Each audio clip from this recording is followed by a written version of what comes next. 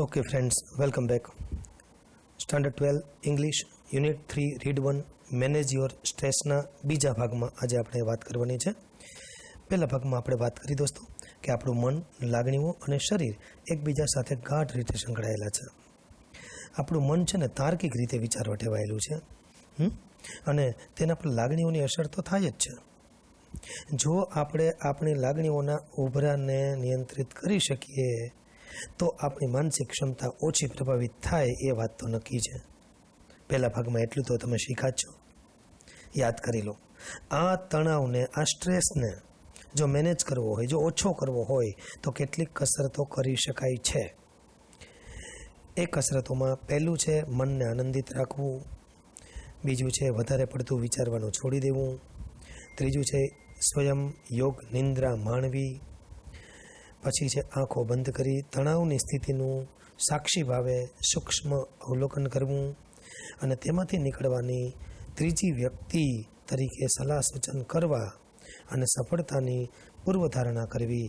આવા કેટલાક ઓપ્શન્સ અહીંયા આપ્યા છે, એને આપણે આજે અહીંયા વાત કરવાના છીએ. ત્યારે ગયા ભાગમાં આપણે જોયું કે એક બે ફ્રેઝ અને ઇડિયમ્સ જોયા. એક હતું લેટ ડાઉન એટલે ડિસઅપોઇન્ટ કરવું, દગો દેવો. ફેલ ટુ મીટ એક્સપેક્ટેશન્સ એટલે નારાજ કરવું. આ લેટ ડાઉન આપણે ગયા લેક્ચરમાં ભણી ગયા, યાદ કરી લો. બીજું આપણે ડીલ વિથ ભણી ગયા. ડીલ વિથ એટલે ટેક એક્શન ઇન, બરાબર ને? એટલે કે મેનેજ સમથિંગ, કંઈક નિભાવવું, કંઈક પાર પાડવું, કંઈક પગલાં લેવા. એવા કેટલાક ફ્રેઝ અને ઇડિયમ્સની પણ આપણે વાત કરશું. બોર્ડમાં કેટલીક શોર્ટ નોટ પણ પૂછાઈ છે, એની પણ આપણે વાત કરતા જઈશું. આજે અહીંયા પહેલો ટોપિક છે આપણો સ્ટોપ ઓવર થિંકિંગ. તો વિદ્યાર્થી મિત્રો, when task and pressures start building up, જ્યારે કાર્ય બોજ અને તેનો ભાર વધી જાય ત્યારે શું થાય? The mind can sometimes go in two over thinking. ત્યારે આપણું મન છે ને એ અતિ વધારે વિચારોમાં સરી પડે છે, વધારે ઓવર થિંકિંગ કરવા લાગે છે. You come to the thought, અને એવા વિચારો આવવા લાગે છે, I wish there was a switch in my mind that I could flick. Flick એટલે શું થાય મિત્રો?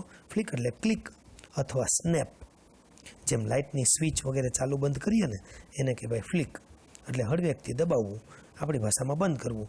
તો એન્ડ ટર્ન ઓફ, આ ટર્ન ઓફ પણ એક ઇડિયમ્સ અને ફ્રેઝ છે. ટર્ન ઓફનો અર્થ લખવો હોય તો સ્વિચ ઓફ, અથવા તો સ્ટોપ ધ ફ્લો ઓફ, કોઈ પ્રવાહને અટકાવી દેવો, અથવા તો આપણે એમ કહી શકીએ કે બંધ કરી દેવું. અહીં ટર્ન ઓફ એટલે બંધ કરી દેવું. ઓલ ધ થોટ્સ એટલે વિચારો going around in my mind. એક જ વિચાર તમારા મનમાં આવશે દોસ્તો, જુઓ, બરાબર, કે મારા મનમાં કોઈ સ્વિચ હોત તો મારા દિમાગમાં ચાલી રહેલા તમામ વિચારોને એક ઝાટકે હું બંધ કરી શકું. પણ એવું તો પોસિબલ નથી ને, બધાને કરવું છે. It is not that easy. આટલું આસાન નથી. There is a technique to help yourself during the problem of overthinking. ઓવર થિંકિંગના આ પ્રોબ્લેમમાં એક તમને મદદરૂપ થાય એવી ટેકનિક છે. એ ટેકનિકને અહીંયા હું તમને બતાવું. જુઓ, ટેકનિકમાં પહેલું આપ્યું છે સે to your self repeatedly during the day. આખા દિવસમાં વારંવાર તમારી જાતને એકને એક બાબત કહેવાની છે. ખાસ જોઈ લો. I have no expectations and I will deal with whatever happens and when it happens. ખાસ અગત્યનું જુઓ, મને કોઈ આકાંક્ષાઓ નથી, અપેક્ષાઓ નથી, અને હું જે તે પરિસ્થિતિનો જે તે સમયે સામનો કરી લઈશ. બસ આ એક જ વાક્ય તમે યાદ રાખો. હું પરિસ્થિતિનો સામનો કરી લઈશ, એટલે કે જેવા પડશે એવા દેવાશે. કહેવાય છે ને કે સૌનું થાય, હોવનું થાય.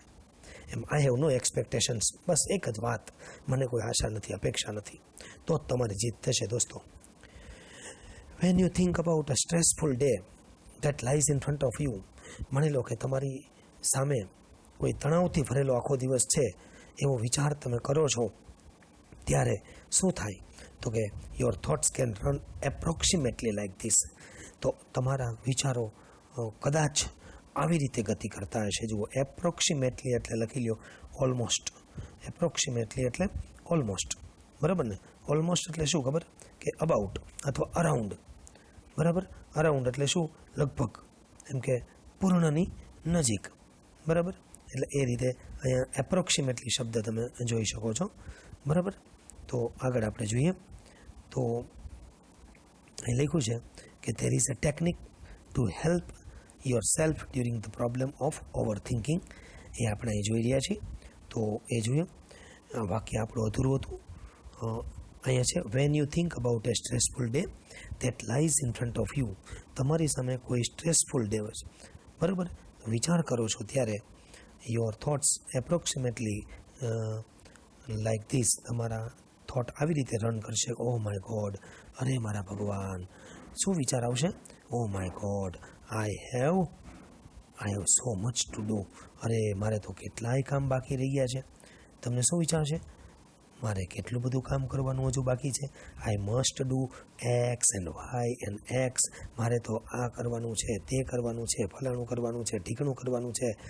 આવા વિચાર આવશે. એન્ડ આફ્ટર ધેટ, અને એ એન્ડ બી, અહીંયા બધા એક્સ વાય ઝેડ એ બી, એ બધું આ તે પેલું ફલાણું ઠીકણું એના માટે વપરાયેલા શબ્દ છે, બરાબર છે. એટલે કે મારે એ બધું ગેટ સોર્ટેડ આઉટ કરવું પડે એમ છે. Needs two gate sorted out as well. એટલે કે મારે આ બધા કામ છે ને, એ બધા કામ હજુ તો કરવાના બાકી છે, પાર પાડવાના બાકી છે. આવો અગાઉથી તમને વિચાર આવશે. અહીંયા એક ઇડિયમ્સ આવ્યો, સોર્ટ આઉટ. અંડરલાઇન કરી લો. સોર્ટ આઉટ એટલે deal successfully with a problem or a situation. સમસ્યા કે પરિસ્થિતિમાંથી હલ કાઢવું, એને કહેવાય સોર્ટ આઉટ. તો આપણે સોર્ટ આઉટ કરવું પડશે, બરાબર. તો જુઓ, આપનો વિચાર આવે ને તો શું કરવાનું? અહીંયા આગળ આપ્યું છે, I don't know how I am going to do it. હું એ નથી જાણતો કે હું આ બધું કેવી રીતે કરવાનો છું. અગાઉ વિચાર આવે. જુઓ, I want even have time to it. મારી પાસે તો કદાચ જમવાનો પૂરતો સમય નહીં હોય. આવું અગાઉથી આપણે જો વિચારીએ તો સ્ટ્રેસ જ આવે ને ભાઈ. શું થાય? Basically the day hasn't even started. હજુ તો દિવસની શરૂઆત પણ નથી થઈ.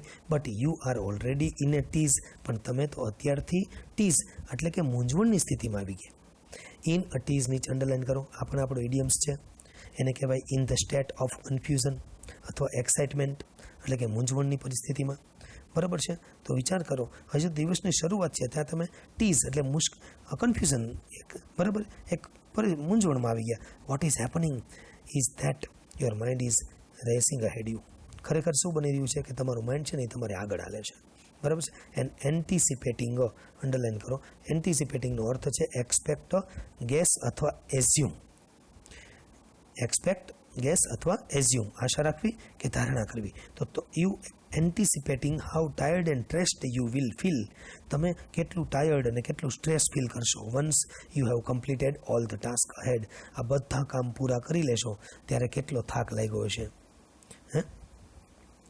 તમારું દિમાગ તમારી સામે કેવી અટકળો બાંધી રહ્યું છે. જુઓ કે એકવાર તમે બધા કામ પતાવી દેશો તો પછી તમે કેટલા થાકી જશો, કેવા તકલીફમાં મુકાઈ જશો, જાણે કે આમ, બરાબર, તણાવગ્રસ્ત થઈ જશો. તો આ રીતે તો થાક અનુભવશો અને પોતાને કેટલા બધા તણાવગ્રસ્ત અનુભવશો એવું વિચાર કરવા માંડે તમારું માઇન્ડ. આ પરિસ્થિતિને રોકવી પડે દોસ્તો, તો જ મેનેજ થાય સ્ટ્રેસ. જુઓ આગળ. તો ધીઝ ફ્રેન્ટિક થોટ્સ, આ જે ફ્રેન્ટિક થોટ્સ છે ને એને કહેવાય ઓવર ઇમોશનલ, અતિ ભાવનાશીલ, બરાબર ને. ફ્રેન્ટિક, ક્રેઝી, વાઇલ્ડ. તો આવા ફ્રેન્ટિક થોટ્સ છે ને સ્ટાર્ટ વીકનિંગ યોર એનર્જી. તમારા એનર્જીને વીકન એટલે નબળું બનાવે છે, બરાબર છે, નબળી પાડે છે. And as a result you are entering in to a busy day. અને એને કારણે શું થાય છે કે તમારામાં વ્યસ્ત દિવસમાં તમારી રોજબરોજની સામાન્ય શક્તિના માત્ર અડધા ભાગ સાથે પ્રવેશ પામો છો. એટલે તમારો કામ કરવાની એનર્જી 50% થઈ જાય. As a result you are entering in to a busy day with only half of your normal energy. એટલે એનર્જી ખતમ થઈ જાય છે. And then when you end up. આ એન્ડ અપ પણ એક ઇડિયમ્સ અને ફ્રેઝ છે. એમાં લખો ફિનિશ અથવા તો વાઇન્ડ અપ, એટલે કે અંત લાવવો, બરાબર ને, અંત લાવવો. તો વેન યુ એન્ડ અપ, જ્યારે તમે અંત લાવો. શેટર્ડ, શેટર્ડ એટલે અહીંયા અર્થ કેવો લીધો છે ખબર છે? ભયંકર થાકી ગયેલા, અસ્વસ્થ, ગ્રેટલી ટાયર્ડ. તો એન્ડ અપ, જ્યારે અંત આવે દિવસનો ત્યારે શટર્ડ, થાકી જાઓ છો at the end of the day. And you seem to have proved that you were right all along. અને તમને પછી એવું જ ફીલ થાય ને, અનુભૂતિ એવી જ થશે ને કે મારે તો હવે કોઈ આમાં રસ્તો દેખાતો જ નથી. તો then when you end up shattered at the end of the day you seem to have proved that you were right all along. You had a dreadful day. તમારો દિવસ ડ્રેડફુલમાં લખો અનપ્લીઝન્ટ, અનપ્લીઝન્ટ અથવા ટેરિબલ લખો. પેઇનફુલ પણ કહી શકો, ભયંકર અથવા દુઃખદાયક. Dreadful day and you feel physically drained, અને તમે ફિઝિકલી ડ્રેઇન્ડ એટલે શારીરિક રીતે ખૂબ જ થાકી જશો. ડ્રેઇન્ડ એટલે પણ એકદમ એક્ઝોસ્ટેડ, એમ કહેવાય ને, વિધાઉટ એનર્જી, શક્તિહીન થઈ ગયેલું, આમ થાકી જવું આમ, બરાબર ને. તો આ રીતે પરિસ્થિતિ, કોન્સિક્વન્સ એવા પેદા થાય છે, રિઝલ્ટ એવું આવે છે કે આપણે તકલીફમાં મૂકી જઈએ છીએ. આગળનું જુઓ. In order to have maximum energy available at the start of busy day, તમારે એક અતિ કાર્યયુક્ત દિવસની શરૂઆત વધુમાં વધુ ઉર્જા સાથે કરવી હોય તો શું કરવું પડે? એક જ વાત કરવી પડે. Use I have no expectations. એક જ વસ્તુ છે. શ્લોક યાદ રાખો. મારે કોઈ આકાંક્ષાઓ, અપેક્ષાઓ નથી અને નથી. And I will deal with, અને ડીલ વિથ કરવું એટલે કે ટેક એક્શન ઇન, બરાબર, એટલે કે પગલું લેવું, કોઈ પાર પાડવું. તો આપણે એમ જ કહેવાનું, આઈ will deal with whatever happens and when it happens. જે થશે, બરાબર, કોઈ પણ પરિસ્થિતિને તે સમયે હું પહોંચી વળીશ. બસ જેવા પડશે એવા દેવાશે. એક જ વાત કરો. As a form of a મંત્ર એટલે શ્લોક. એક મંત્ર, એક શ્લોક યાદ રાખીએ ભગવાનના, એમ યાદ રાખો. આગળ જુઓ. You will notice how your body starts relaxing at the thought of no expectations. એક વખત તમે ખાલી મનમાં વહેતું કરશો ને, નો એક્સપેક્ટેશન્સ, ત્યાં તો તમે ફીલ કરી શકશો. તમારું બોડી આપમેળે રિલેક્સ થવા લાગશે, અને તમને આમ એવું થશે કે વાહ, અનુભૂતિ થશે કે કોઈ આકાંક્ષાઓ રાખવાની નથી. ત્યારે એનો માત્ર વિચાર કરવાથી તમારું મન અને તન હળવું ફૂલ થઈ જાય છે. વિચાર કરજો કેટલો બધો ફરક પડે છે, બરાબર છે. This relaxation tells you that you have just stopped yourself from wasting valuable energy. અને એટલે તમને એવો ખ્યાલ આવશે કે તમને પોતાને અતિ કિંમતી ઉર્જાનો બગાડ કરતાં બંધ કર્યા છે. You will feel calmer. Mentally, મનથી તમને શાંતિ થશે. એન્ડ ઇમોશનલી એટલે ભાવનાત્મક રીતે પણ તમે શાંતિનો અનુભવ કરશો. એઝ એ કોન્સિક્વન્સમાં લખી લો રિઝલ્ટ, પરિણામે તમે શાંતિનો અનુભવ કરી શકશો. વિદ્યાર્થી મિત્રો, હું તમને એક બીજી ટેકનિક છે સ્ટ્રેસ મેનેજ કરવાની, કે સ્ટ્રેસ શરીરમાંથી ઓછો કરવાની, એની પણ આ પાર્ટમાં આપણે વાત કરી લઈએ. તો એ છે સેલ્ફ હિપ્નોસિસ. આ સેલ્ફ હિપ્નોસિસ એટલે આત્મસમોહીકરણ, સ્વવશીકરણ. જાદુગર જુઓ છો ને, કેલાલને બધા એમ ખબર છે, સ્ટેજ ઉપર બોલાવે ને, તમને ગીત ગવડાવે ને, ડાન્સ કરાવડાવે ને, એ શું છે એવું હવે આપણે આપણી જાત સાથે કરવાનું છે. તો સેલ્ફ હિપ્નોસિસ શું કહેવા માગે છે જુઓ. તો સેલ્ફ હિપ્નોસિસ એક શું છે ખબર છે, કે કૃત્રિમ રીતે એક ગાઢ નિંદ્રામાં આપણે પ્રવેશી ગયા હોય ને, મોહ નિંદ્રા જેને કહેવાય ને, અર્જુને બાણ ચલાવ્યા હતા વિરાટ યુદ્ધમાં, અને જેમ બધા ભાન ભૂલી ગયા હતા ને, સૂઈ ગયા હતા ને, બેભાન થઈ ગયા હતા ને એક ભાનમાંથી, એવું. જુઓ ને જરા ડિટેલમાં જોઈ લઈએ. Self hypnosis. You can use this self hypnosis step to relieve mental stress. આપણે પોતાનો માનસિક તણાવ ઓછો કરવો હોય તો સમૂહીકરણની પદ્ધતિ વાપરી શકાય. Try to following exercise. નીચેની એક્સરસાઇઝ ટ્રાય કરો મિત્રો. It becomes easier with your eyes closed. આંખ બંધ રાખજો તો વધારે ઇઝી પડશે. બહુ મસ્ત હશે, કરો તમે જાતે. બેઠા છો ને બધા, બેસીને ભણજો મિત્રો. Settle back in a chair and close your eyes. તમે ખુરશીમાં સ્થિર બેસી જાઓ અને આંખો બંધ કરો. બીજું, સ્ટાર્ટ કાઉન્ટિંગ બેકવર્ડ. તમારે બેકવર્ડ ગણવાનું છે, ઉલટી ગણતરી શરૂ કરવાની છે. કહેવાય ને ઉલટા દિવસો શરૂ થયા, ગણતરી નથી આમ પિક્ચરમાં વિલનને બધે હીરોને. તો 99 to 70, તમારે 99 થી 70ની ઉલટી ગણતરી શરૂ કરવાની છે. અને બીજું, count slowly to fit it with your breathing. આપના શ્વાસોશ્વાસ સાથે ગણતરીને તાલબદ્ધ રીતે કરવા માટે ધીમે ધીમે ગણતરી કરો મિત્રો, ધીમે ધીમે. ત્રીજું જુઓ, નાવ કાઉન્ટ ડાઉન ફ્રોમ 69 to 30. હવે એ જ ઉલટી ગણતરી તમે 69 થી 30 સુધીની કરો. અને ત્યારે શું કલ્પના કરો? While imagining walking down the steps of a beautiful staircase. ત્યારે એવી કલ્પના કરજો તમે કે તમે એક ખૂબસૂરત સીડીમાંથી નીચે ઉતરી રહ્યા છો, બરાબર. સ્ટેરકેસ એટલે સીડી, દાદર. Feel yourself walking down in time with your breathing. તમે છે ને જાણે કે તમે તમારા શ્વાસની સાથે તાલ સાંકળીને નીચે ઉતરી રહ્યા છો ને, એનો અનુભવ કરો. ચાલો એકદમ અનુભવ કરો. બસ અનુભવવાની વસ્તુ છે દોસ્તો, ફીલ કરવાની વસ્તુ છે. પવન જોઈ શકાતો નથી, એ પવનને ફીલ કરી શકાય છે. બસ એવું જ કરો. Next, see the beautiful grand staircase, stretching ahead of you. તમારી સામે એક સુંદર, એક ભવ્ય સીડી, સ્ટેરકેસ એક ફેલાયેલી છે, પડેલી છે, એ જુઓ, બસ દેખાય છે, સામે છે. ઇમેજિન, કલ્પના કરો, ધ સ્ટેપ્સ આર કાર્પેટેડ, અને કલ્પના કરો કે તેના સ્ટેપ છે ને, એ જે પગથિયા છે ને એના પર ગાલીચો પાથરેલો છે, carpet, so that your progress is as effortless as possible. એટલે તમારે અત્યંત બહુ મહેનત વગર કોમળતાપૂર્વક તેના પર આગળ વધી રહ્યા છો એવું તમે ફીલ કરો. કાઉન્ટ ડાઉન ફ્રોમ 29 to 0, અને હવે અંત તરફ જઈએ છીએ. 29 થી 0 ઉલટી ગણતરી કરવાની છે, એનો આરંભ કરી દો. અને કલ્પના શું કરો? While imagining drifting further. તો જુઓ અહીં ડ્રિફ્ટ અંડરલાઇન કરો. ડ્રિફ્ટ એટલે મૂવિંગ એટલે પ્રોસીઝિંગ, આગળ વધતા, એમ પ્રોસીડિંગ, આગળ વધતા, પ્રોસીડ, આઈએનજી લગાડો. ડ્રિફ્ટિંગ further down in luxurious lift.